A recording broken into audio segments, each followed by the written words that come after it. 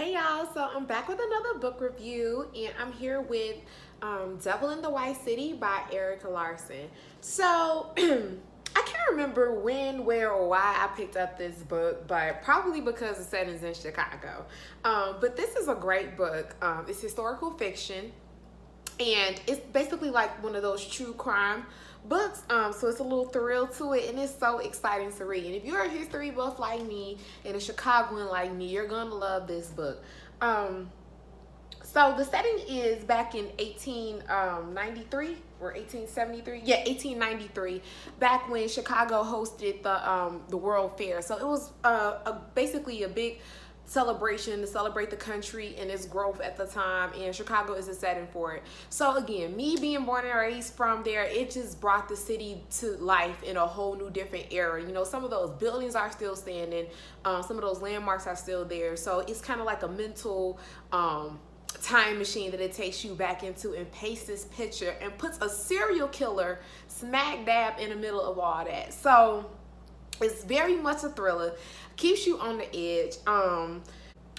One thing I really liked about the book was its historical facts. Like, I'm a huge history buff and I'll, expect that when I'm reading historical fiction. Although that book is classified as historical fiction, but if you read the synopsis on the back, I wasn't expecting it. Like, I wasn't expecting for it to give me all the cool, juicy tidbit facts that it did, and it was such a pleasure to read.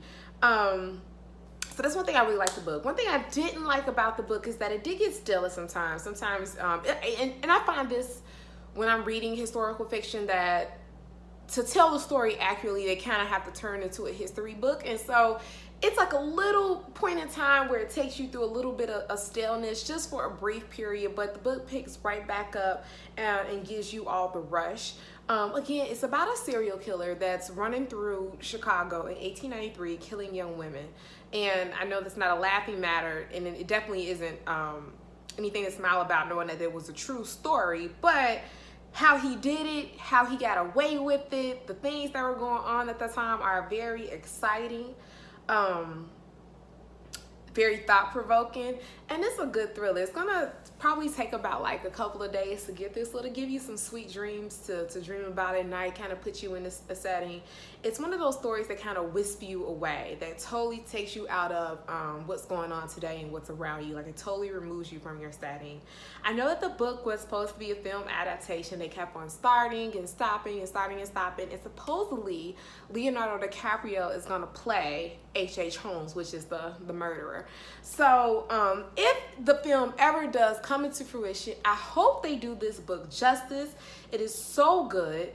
I actually read this book paperback. I know I try to let you guys know if I do audio or whatever, but I actually read the paperback, so I can't speak on the narration or if it's a good audio read.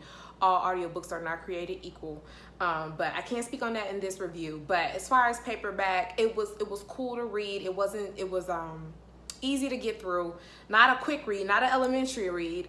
It's a mature read, but you can get through it at a nice pace.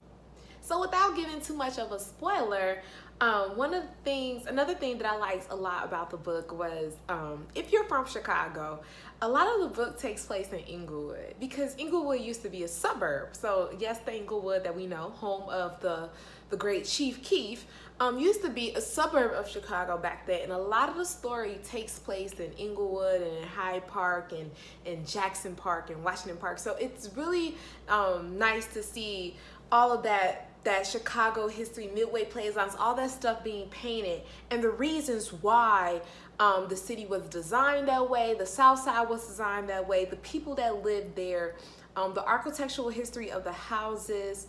And they found, because I've done some research outside the book, but they found some remnants of places kind of where he used to hide his bodies in Inglewood. So it's just a really cool story. Overall, I give this book a 4 out of 5. It was a good story. I can't speak on really what it made it better. Probably more character development from the victim's point of view. I know that the author obviously did some research on some of the victims, but you can tell that the author is a male.